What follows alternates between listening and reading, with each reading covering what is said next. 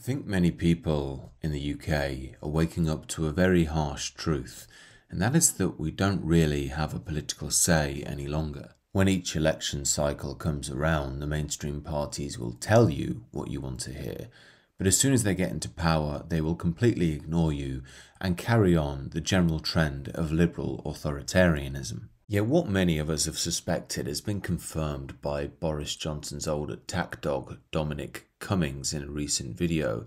He essentially states that the UK government, UK politicians are relatively toothless and completely incompetent and largely controlled by a hopeless civil service. How does government really work? First, not even nuclear weapons are taken seriously, so never assume the problem leading the news is taken seriously. Second, roughly all the most talented people at building things are excluded from our civil service.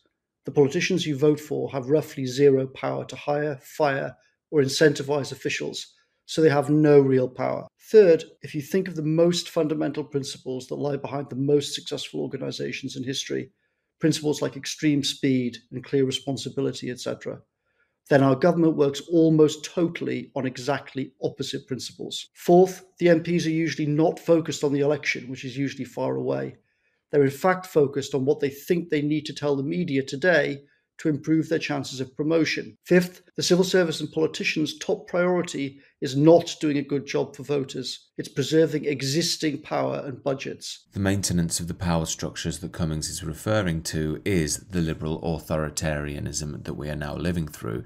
The civil service is famously steeped in liberal bias, and on top of that, the international governmental bodies enforce our policy, Brexit or no Brexit. This is why I made the video recently stating that the plan to move quote-unquote asylum seekers to Rwanda would never happen. The Tory party know it will never happen, and surprise, surprise, the civil service is suing the government for even suggesting it. The liberal orthodoxy must be reaffirmed at all times in our present power structure. The natives must always be seen as bad and evil, and any new arrivals seen as good. How else do you explain how situations like this are completely ignored? This is a Muslim woman just casually throwing stones at the Blessed Mother Virgin Mary recently. Of course, most modern Christians are so beaten down and afraid these days, or just consumed by liberalism themselves, they'll see no problem with this. They'd be more offended if this was happening to a mosque. And in the rare instances where it does happen the other way around, it becomes national news and the perpetrator gets a very severe reprimand.